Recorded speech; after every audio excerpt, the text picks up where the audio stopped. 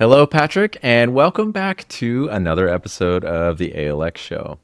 Last week, or a couple of weeks ago, we had talked about money and the theological importance of money, but we didn't really dive into all of the specifics because we had set up the conversation to talk more about, work in general and, the faith in work ideas or kind of that movement that's really burgeoning in a lot of different areas, especially here in DFW.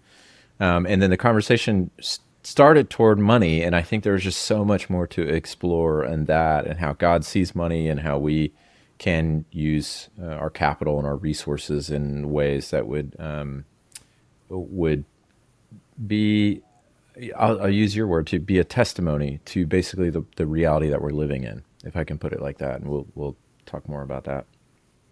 But the way that you had set it up, and I wanted to see if there was any more color there or commentary, is that you said that money is a tool, a test, and a testimony.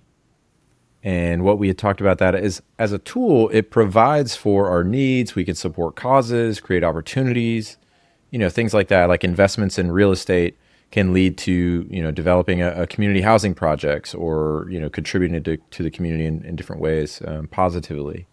But it's also a test on more of the personal side, like in our souls or in our hearts, about how we are, being faithful or fearful or any of that. And then it's also a testimony in that it is reflecting the kingdom or the reality that we're living in, and how we're using our resources in the way that we're called to use our resources to build the kingdom that we're called to. So I wanted to see if you have given any of what I just said more thought this week, before we dive into anything else, because I felt like our conversation was so good, but I knew there's more to unearth there. Yeah, absolutely. I think it's something that you can, on the surface, I guess money is something that's deep enough that you can ponder for a really long time, and our relationship to it and our heart about it and all of that. But at the same time, it's also like really simple. Yes. Like all of this boils down to the way that our heart relates to money. And all of it is, rather than it being a black and white, do this, do that, so much of it is, man, well, what is the motivation behind the decision that you're making, or what you're deciding to do with your money? So that's why I love the tool, test, testimony idea. Is the utility that money brings is good, the utility that helps provide flourishing to the people around you who have needs, your family, all of that. I think that is, an obvious one. The testing piece is funny because there's so many instances in the Bible where that's like really, really clear. Mm-hmm. And I don't mean testing and like that God is just like giving out exams to see who can pass, and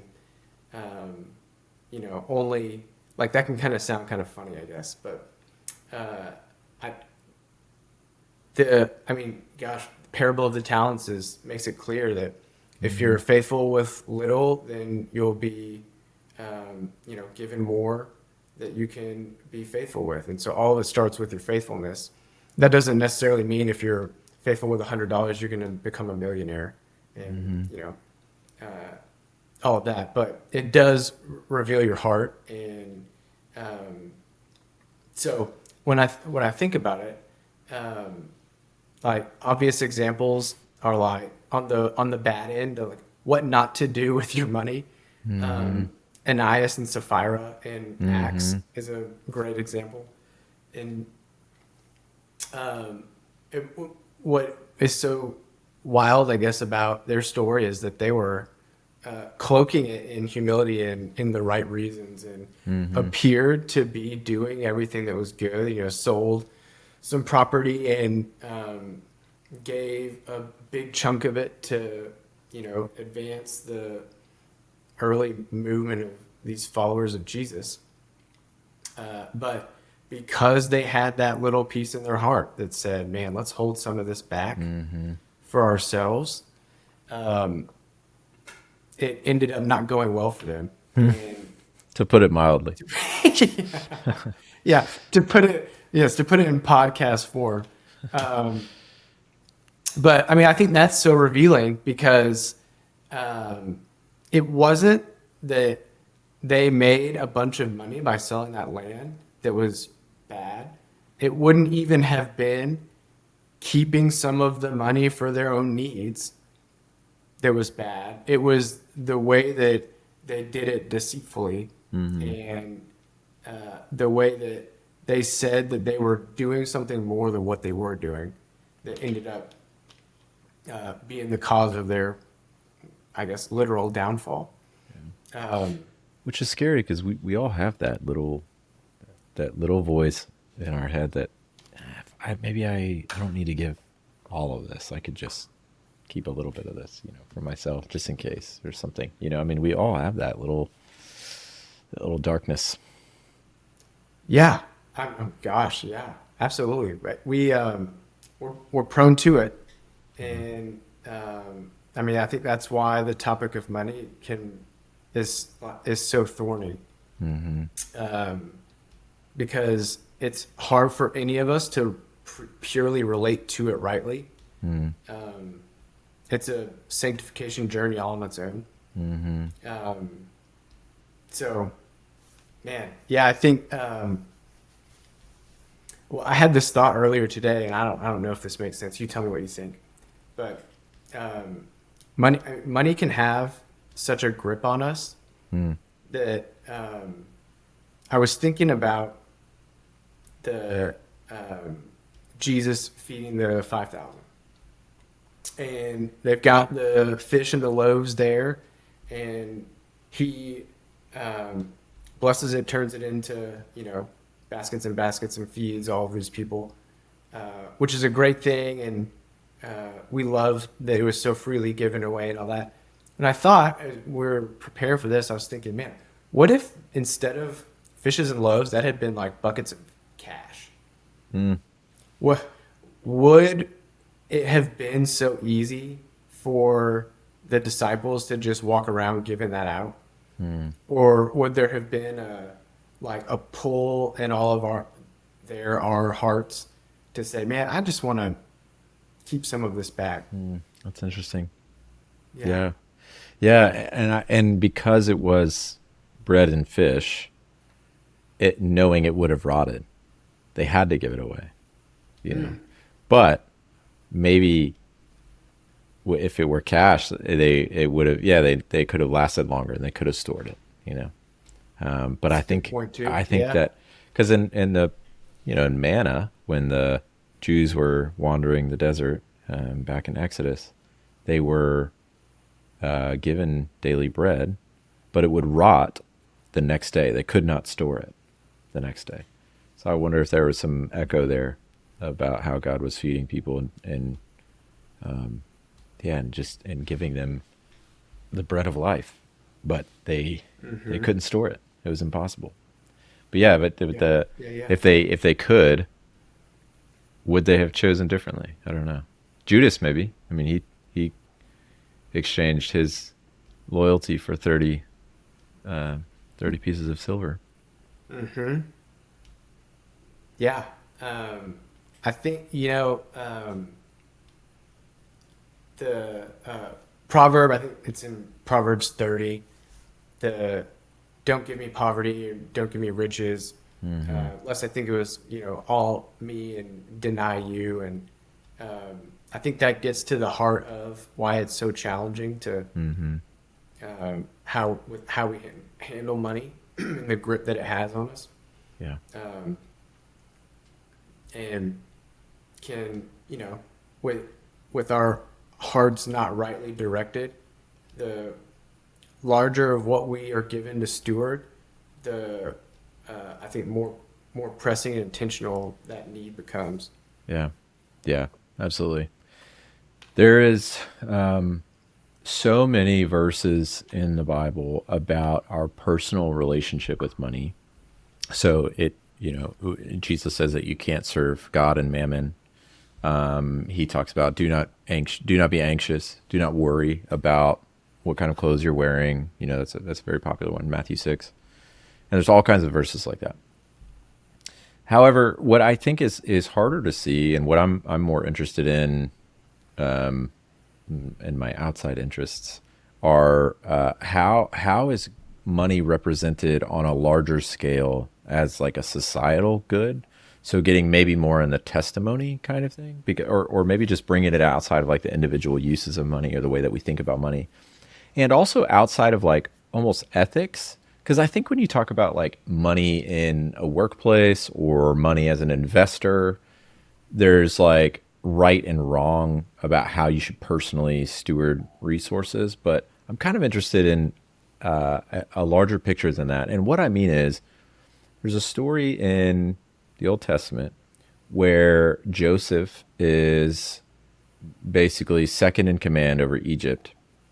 And he is given a vision that there's going to be 7 years of famine, 7 years of plenty, and then 7 years of famine. And because of that, he buys extra grain at a discounted price because there's so much of it. And he stores that so that during the 7 years of famine, he's able to stabilize the price, being a good hedge fund manager, and stabilizing the price when there's a lot less supply, and so he's able to provide some of that supply to the market that he's stored. And because of that, Egypt becomes the greatest nation in the region. They're the only nation that has any food and therefore any money at some point. So much so that Joseph's family comes back to him, and basically they have to come to him for food. And they don't realize it's him, and then there's that whole story of the reconciliation between Joseph and his family and all of that.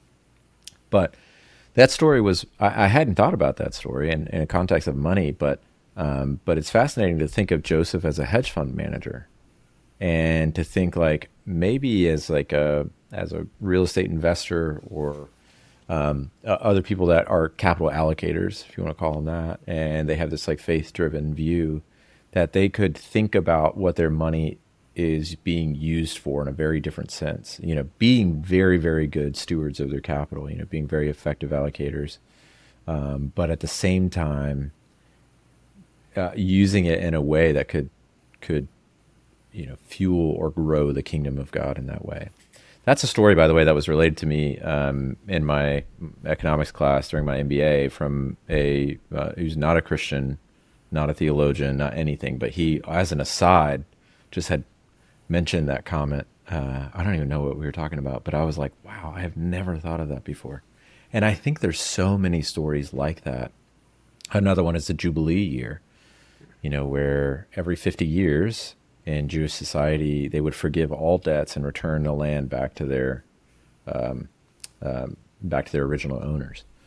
And it makes you think, well, what do they do with like a mortgage? Because if you know that this like 5 years from now is Jubilee years, do you have a 5-year note and then it gets returned, or like then you have super high interest rates, or what? Like, how does that even function? I don't know. There's so many economics and financial ways of thinking that are just so different today than back then. And if we were to try to apply them to today, how would that work? So anyway, I just talked a lot, but I'm curious. Those stories are bouncing around in my head. Yeah, gosh, yeah, those are great points. The Joseph story especially is really intriguing, because there's a lot of elements of wisdom in that story, and what he did, or the actions that he thought would be best to help Egypt through the famine.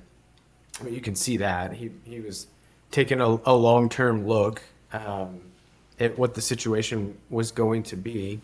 I think that alone is a great principle for everybody to kind of keep in mind too. The short-term outlook is often, not the one that's going to be the most beneficial over the long term. And he saw it in a time when he had to convince everyone else what was about to happen, what was going on. So, um, gosh, I think that's a big piece of it. I'm curious. We had mentioned last episode that we were talking about this, that there may be some challenge to whether Christians should have a 401k as their investor, or an IRA or something like that, where they're investing in mutual funds or index funds or something like that, being a passive investor. And I'm curious if you've given that any more thought since the last we talked, because we haven't talked about that specifically, but it's something that's really challenged me.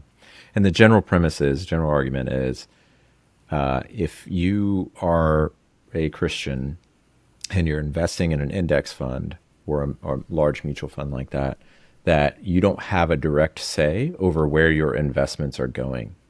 And so you basically just pick 500 stocks or 1,000 stocks, and you just sort of throw you know throw the money in there and see where it goes. But there's no you don't take like really direct ownership in the company, and especially if that company is maybe doing things that you would disagree with as a Christian for a variety of reasons. And so maybe it would be better or more aligned with a kingdom mindset, if you want to call it that, where we're taking active investments in our community or in real estate or something like that, where you can, become kind of an active owner or steward of this capital that you're investing. What do you think about that? How does that sit with you? Because I haven't been able to nail it down in my own head. Well, so I've reflected on it since we talked about it a little bit last time. I've got a couple questions that I want to ask you related to that. Yeah. But before I do, I think a big picture question that I would love to get your thoughts on, also related, and the other ones are more detailed. But so much of that investing now that we do, the kind of blind indexed fund investment, is through retirement accounts. Mm-hmm.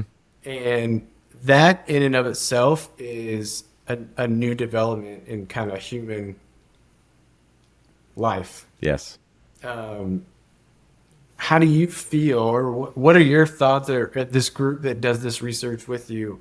What are y'all's thoughts about that in general, or retirement in general, or saving up for it, all of that? Yeah. Is that Yeah. too Yeah. broad? No. That's a great question. It goes, so part of the conversation that we've had over the last couple of years is going back to what is investing in general, which is a very broad question. And then what is investing, like what would God do with investing? And the idea that one of the guys put it back to Christopher Columbus was his first, where he was starting like what you can sort of see as like somewhat modern investing, which is some people put up capital for some kind of venture that's taking a huge amount of risk, but then obviously getting a huge amount of reward. And so the king and queen of, I believe, Portugal or Spain, I can't remember now, anyway, give a lot of money to Christopher Columbus to take these 3 ships and all this crew and go find this new hoard of treasure, spices, whatever it was. And that's investing. However, the only people that had that kind of capital at the time were kings and queens. So you divest that with shares, especially through the British East India Company, back in the like 17th century into the 18th century, and split that up. Dutch East India Company as well, and modern investing sort of really takes hold there, where you can own individual shares, and that your average people can now invest. So that's where they were drawing that picture. But the idea of investing is God, you and God, basically supporting this person in their venture and amplifying their message or their mission into the world. And so they've related it to think about like a vest that you're wearing. There's some lineage there etymologically where if a priest is defrocked, it's because we are not investing in them as a community. They have removed their vestments. So they're not vested anymore. So all those kind of words, and there's a lot of other things to unearth there. So then, yeah, you get to retirement accounts and index funds in the last, say, 50, 60, 70 years now. They would argue, some of them would argue that that is a bad thing for Christians in general, because it removes that activity. And so, but at the same time, it's matched with your company's money. So maybe people are doing better than they were financially. Otherwise, because like I said, it's a 4% match or whatever some people get. And so they get free money. But it also ties you to your workplace. So now you're less independent. You're more dependent on your employer, which can be a harmful thing because maybe you wouldn't be as prophetic as you otherwise would be. You wouldn't be free to serve the Lord in the way that you want because now your employer is kind of your Lord. So it's indentured servitude in a way, if you want to get into that. And so there's all kinds of things. But I think it also raises the question of what is retirement, like you were saying. And I think some of them would disagree that retirement, as we think of it, is like, oh, you hit 65 and then you're like, you're done, you're over, your mission's gone, your vocation's gone, your calling is gone. You can just go to, play golf. That's probably not a Christian idea. And then it also raises a question like, what is the outcome or the goal of investing? Which is, should we just get a return? We have a risk-adjusted return of, hitting some rate of return that we compare it to the market, and why it's compared to the market.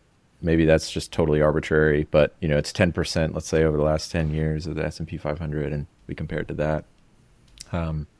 But maybe that's not the goal either. As Christians, that shouldn't be the outcome, that it doesn't matter what your IRR is or your rate of return for investing in your dollars. That maybe there's actually a much larger picture that we should be doing with our money. So anyway, that's kind of a roundabout way, but it raises all these kind of different questions like that. Yeah. No, I think it's perfect. And that's what where I was headed myself. That ties in with the idea of money being a tool. So we accrue these retirement accounts over the course of our careers, and whatever else, any other assets and stuff that we inherit and all of that, and have this big pool. Doesn't have to be big. Have a pool of money out there for the future. And yeah, I'm with you. I don't think that that's meant to just be a, go now you're done with the work and you can have leisure for however much longer you've got life for. I think when I've seen people, is this the right way to say it, do retirement well? Yeah, right. The mission doesn't stop. What they're doing, they're not, to quote John Piper, going out building a collection of seashells. Yeah. But they are using that to one, build others up with it. And that can be through investing. I mean, even, helping companies get off the ground, or,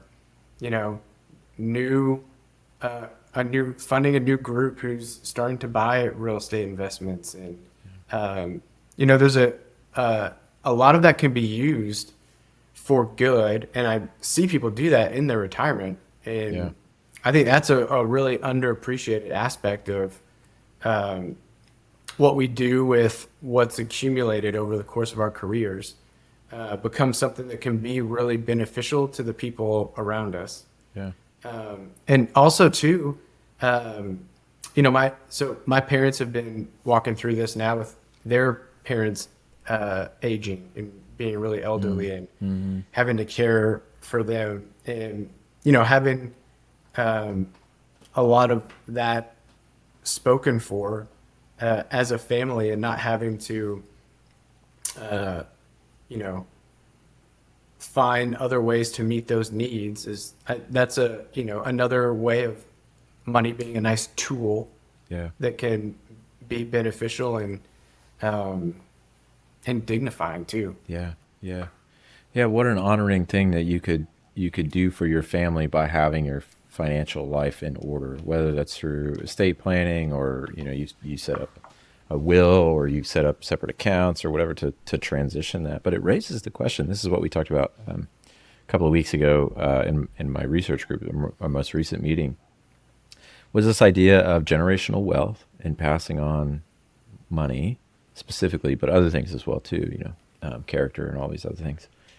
But also this notion of dying with zero. Have you heard about that? Where there's some people who are like, oh well, I'm going to amass this great wealth, during my lifetime, but I don't want to pass it on to my kids because it's going to spoil them. And so I'm just going to get rid of all of it. So you have like the Giving Pledge and other people like this. Like I'm just going to give away all of my wealth, and that today as seen as the kind of the morally righteous thing to do. But it may not be. Maybe that's passing the buck. Maybe that's not what God would intend for your capital. That you instead should maybe raise up your kids to be able to handle that wealth. And that's how God furthers His mission in the world. It's not giving it away, but it's building a family and a legacy and a generational capacity to handle that kind of power and responsibility instead of shirking it. And I thought that I've never heard of that either. I thought that was fascinating. Man, yes. I've been on the same thought journey related to that. I think that, I think that they're building up something that you can leave behind, not just for your children or for your family so that they're well off, but I think bringing them into, hey, here's the mission I've been on for my life. And I haven't been accumulating this for myself. I've been accumulating it to use to better, the people around me, starting with my family, but that's supposed to grow out exponentially and be something of value to the people around me. And I want to bring you into that because when I'm gone, you're going to be the one who takes that over and continues that mission. Like when we receive the inheritance of, becoming sons and daughters of God, it doesn't mean that we go do something else. Yeah. We continue on with what the one who gave us the gift has been doing. And in the same way, I think it's probably healthy to think about passing on our, monetary inheritance to, continue the missions that we're on. Yeah. Yeah. Yeah. Amen. You said you had some other questions. I want to leave space for that, but I've also got questions for you. So, Do you want me to go first? yeah, you go first. I'm curious Okay, what so you thought. the the the idea of these index funds that are kind of blind passive investment. Yeah. One, where would you and this research group kind of draw the line? So say that you're going to start allocating, you're going to pull everything back, actively manage it. Yeah. Where is the line between I'm comfortable investing in this imperfect company versus this imperfect company is doing too much Yeah. of what I can't get behind, and so I'm going to allocate elsewhere? Yeah. Great question. That is something that we're actively thinking through. One is one of the guys that leads the group it's a public asset manager, so investing in very large companies for pensions and all that kind of thing, and they're working through that. And the one response to that critique is to create basically like little Jesus funds. They're just like they're public companies that have met some sort of criteria. So you come up with a list of criteria, and they sort of pass that. And so that's very common. So you have a lot of like Christian, faith-driven index funds and things like that.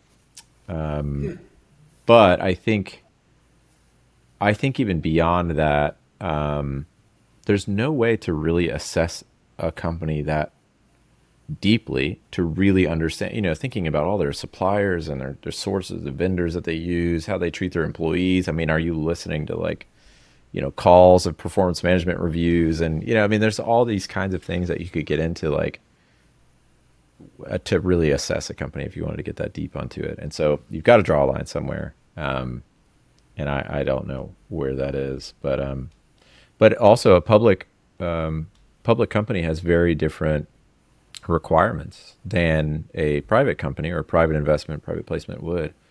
And so, can a public company actually do what it needs to do as a Christian company? Is it too large? Is it too many regulations on it? Is it about its hiring practices or whatever it might be, for the way that a Christian company could operate? There's a lot of stuff to get into there, but yeah, it's a question. Yeah, I don't know. Well, I think where you guys probably, where I think you would land without, drawing a real line, is back to the idea of it being a heart posture thing. It's Sure. Yeah. like, if you're making an active decision, then at least like, hey, God knows my heart and my motive behind what I'm doing, versus a passive Yeah. fund that you have no control over the investment. It's Yeah. more of a challenge to say, like, God knows my heart behind this. Yeah. The difficulty is that enough? Is because you read in some places in the Old Testament, for example, how you're totally supposed to be totally separate, totally clean in whatever you're doing, your food practices or your marriage practices or whatever. And then in the New Testament, some of that is shifted. So how do you relate I mean, this is like almost ecclesiology. Like, what is the church? How does the people of God supposed to relate with the world? I mean, thinking about politics, what kind of society we live in, and do we compromise on our beliefs or do we draw a hard line? I don't know. It's very difficult. I don't have an answer. Man, yeah. Okay, and so then, how do y'all distinguish between like public and private investments? So what I mean is, there are Fortune 500 companies that are a part of a retirement 2050 fund that are engaging in practices that morally you're not comfortable with, and so you want to pull that money out and then actively distribute it into companies where you do feel more comfortable with. Ha- do you guys think about that versus also the public investment, or like taxes that we have to pay to the government entities who might also do things that are immoral, but we've got an obligation to pay those. In fact, I guess have Jesus's words to, render to Caesar what's Caesar's. Right. Do those public and private investment, for a better word, come in conflict with each other at any point? I don't know what you would do with the public investment, not public equities, but the taxes and things like that, because we're forced to by Yeah. living in this country. I have to, or I'm going to jail. So there's not much. So we just haven't talked about that, other than, yeah, there's render to Caesar what's Caesar's. I don't know. I can't control that. And you could say, I think it's in Romans 13 where God says, or Paul is relating that God has put these people in place, and that we're basically supposed to honor our leaders in effect.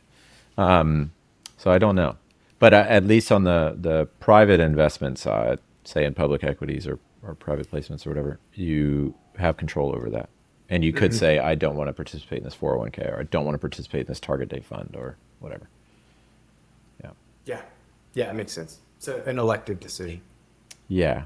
There's moral choice there. Yeah, and I think that's the broader thing is like, it's a moral decision. Every transaction you take place in is a moral decision. Whether that's I'm paying for Netflix, whether Stripe takes 3% of my revenue. Do I agree with Stripe? Do I want to send them money and have their kingdom be built? over against God's kingdom? Is there an alternative? Should I look at into an alternative, or is this just living in a complex world and, welcome to 2024? I don't know. It's very, Yeah. very Yeah. complicated. Yeah. We've seen that in this isn't really monetarily related, but just finding good children's TV to watch. Yeah.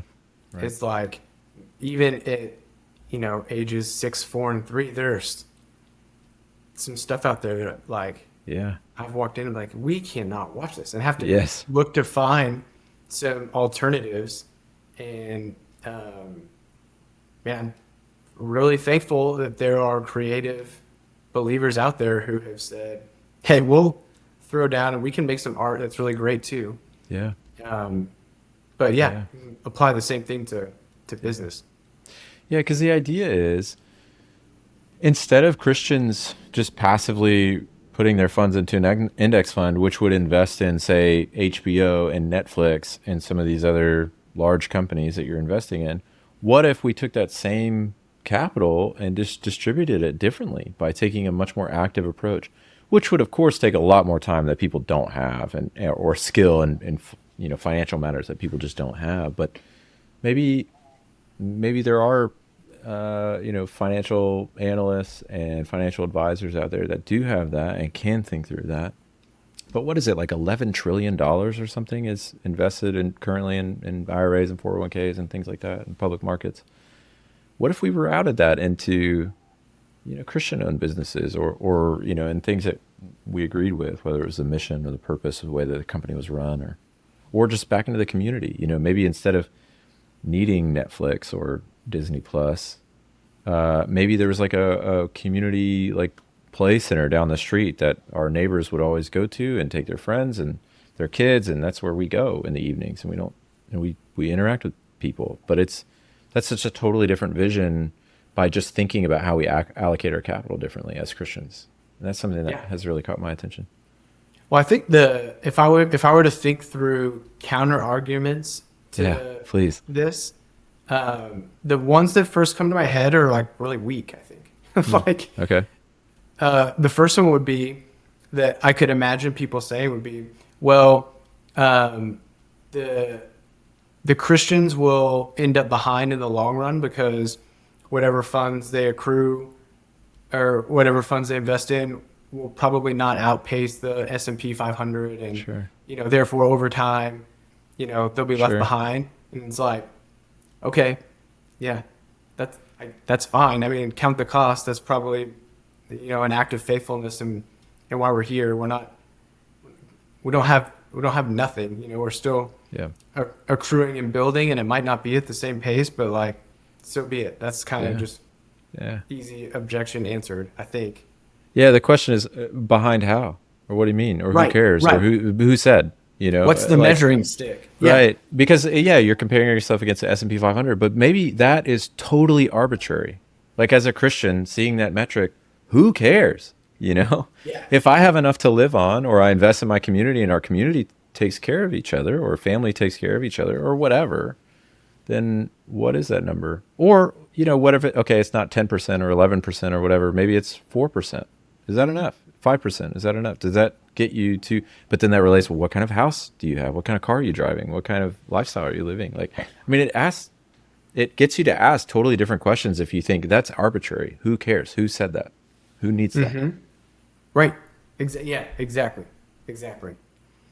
Man, this is a tangent, but I guess related to what you're saying is a lot of this need for really large retirement accounts. You could be able to argue, and I don't have research specifically backing this, but you tell me what you think. That the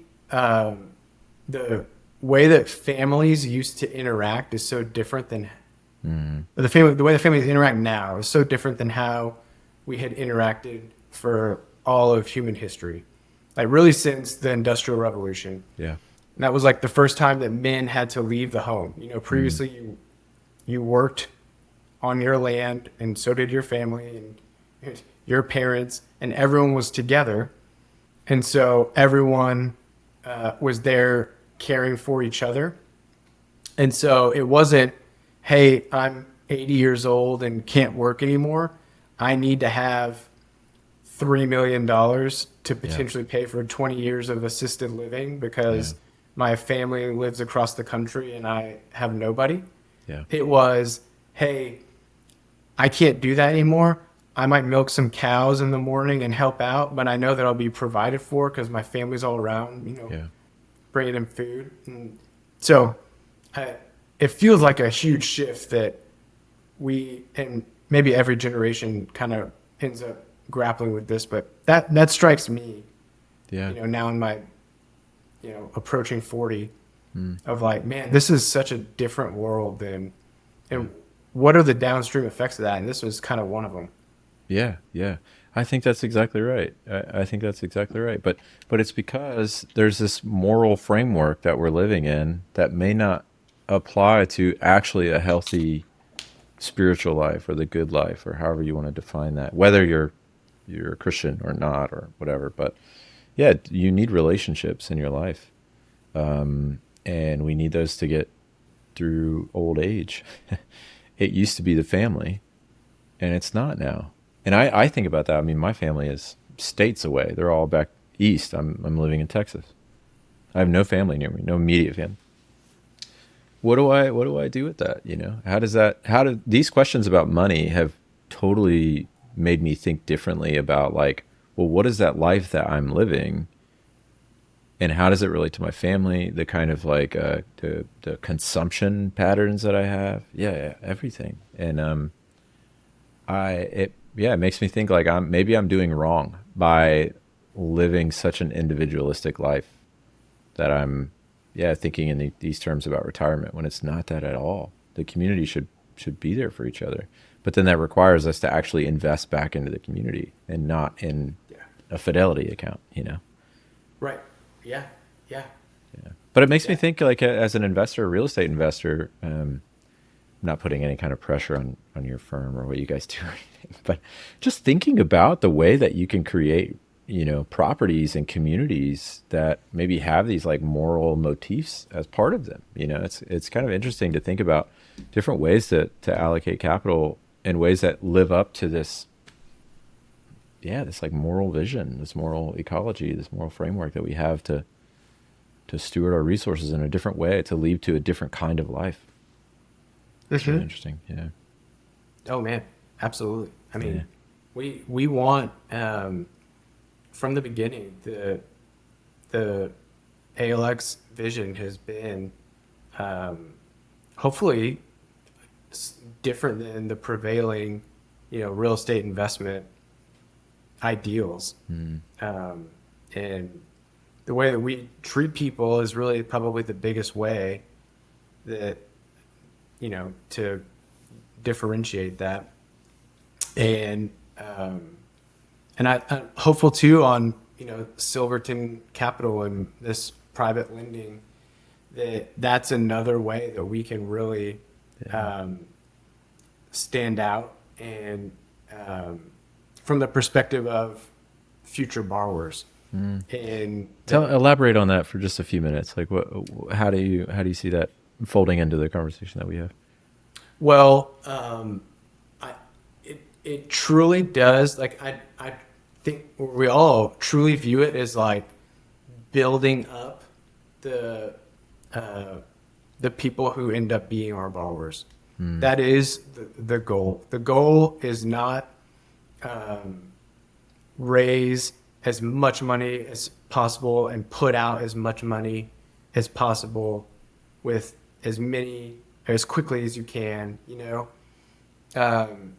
We truly want this to be a partnership and it be something that we can help with the paths that we've already walked that I think a lot of these borrowers are going to be starting on. And I mean, gosh, you think about guys or gals who are flipping homes, and this might be their first or second deal, and they want someone who I think there's a thirst for someone who can be another, trusted ear during the process, and not a stereotypical lender who wants to grind out every fee and all of that, but truly be someone that you could call and be like, hey, I'm struggling with this. One of my subs no showed. I'm running tight on this. How would you get through this? And be like, bam, hey, here we go. We've got XYZ group who can come in and help you. We want to be a part of it. We want to be with them in it, and not just a person who's like throwing money at them, holding them to the letter of the law on every loan agreement, but being reasonable and working with people as someone who's a valuable person trying to do something to help grow the community around them. That's beautiful. I mean, that's our goal, and I think hopefully tangibly that'll really show itself as we really get going. That's beautiful. Yeah, speaking of community and taking care of each other, that you guys can do that as financiers on the financial side. It's really amazing. Really amazing. Yeah. Well, and I'm not to necessarily make it sound selfish, but it's fun. Like in putting out capital, whether we're buying a property directly or lending to someone who's gonna do it, it's fun to be a part of investments. Like I don't want it to be adversarial or a slog, or I want to come across a project that we like and really believe in, and like be able to believe in it with the person doing it. Yeah. And that's a lot more fun. And I think everyone wins in situations like that. Amazing. Amazing. Totally agree. Totally agree. And I think that's the hard about some of the things with usury and things like that you see in the Bible that are condemned. But it's because of that you're actually, no, I'm just trying to take care of people, trying to take care of especially the poor, the outsiders. Yeah, absolutely. Well, on that, I mean, the private lending world can maybe at times get a bad rap for something like usury, or like you'll hear like predatory rates thrown out. Yeah. Which I would obviously disagree with, but on the surface you can see the comparison to something that could be usurious or predatory. Biggest difference being in the private credit market, these people are investing in something and getting extra capital to do it, not what is typically predatory lending of someone doesn't have something, so they need it early, and then they'll give it back later. That is when it can become predatory. But this is, hey, I'm doing this extra thing. I'm investing in something new to build up something. Yeah. And so I think that's an important distinguishing feature of private credit versus something that's would be in the news headlines as predatory. Yeah. No, I love that's I mean, that's the original vision for investing, that you have this mission, you've got this project, you've got this thing. I want to back you. I want to support you. I want to clothe you in this vestments and this garment because I believe in you and carrying your mission forward. I mean, that's such a cool vision. And I'm so thankful that you guys at ALX Silverton are making this happen, and that you're being a conduit of resources, enabling investors, enabling builders, enabling people in the community to take advantage of the capital and the resources that you guys have, so that they could build a better world. And it's such a cool thing that you guys are doing. Yeah, absolutely. Well, that's kind of you to say, and we're excited about it. So, awesome. Yeah. Awesome. Well, Patrick, thank you so much for joining us on the show today as part 2 of our theological work and faith conversation that we had a few weeks ago. And would love to keep this conversation going, because I think it's so central to so much of what you're doing and the heart behind why you guys are doing it at ALX. And so it's such a fun conversation. I'd love to keep going. Absolutely agree, man. Yes, let's keep doing it. All right. Thanks, man. Well, we will see you next time. Thanks again, Patrick.